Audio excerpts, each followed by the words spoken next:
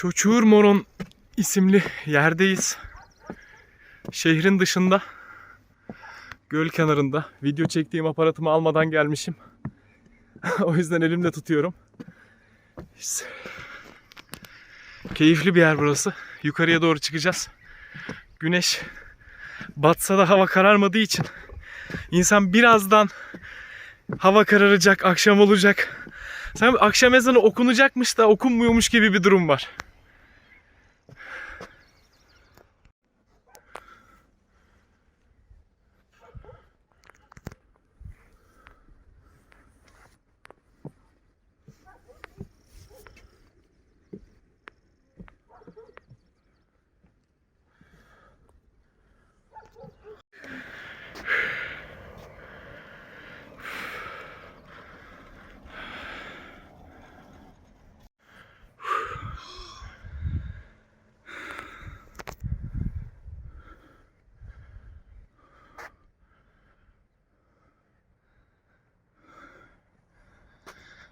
Az önceki merdivenle yukarı çıktık.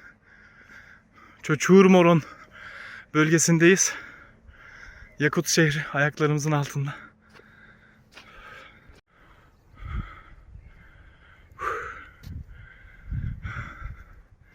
Çoçuğurmoron'da tepede. Sayfiye yeri gibi. Arkada Yakut şehri. Sıcak havalarda insanlar buraya gelip piknik yapıyorlar.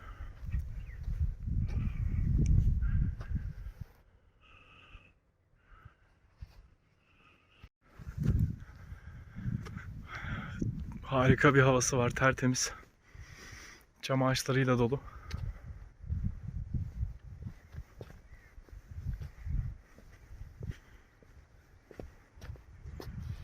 Yakut şehri arkamızda.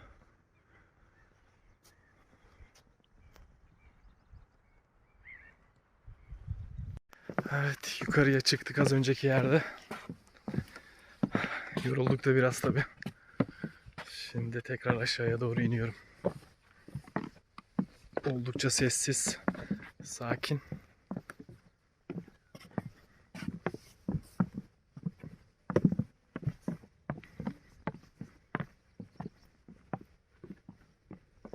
Çok fazla sinek var.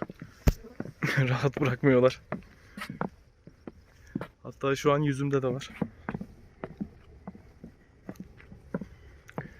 Çoçuğurmoron dediğimiz yerde böyle bir yer.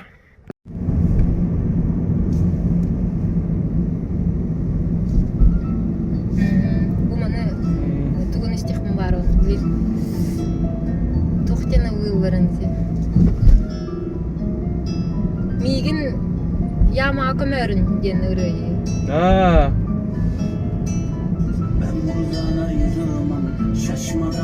Bütün şaşmahan diye. Ya sıka uyra geldi. Evet, uyumada. Kim o? Saysarıko. Aha. Ha, baybaz semene vuruyordu.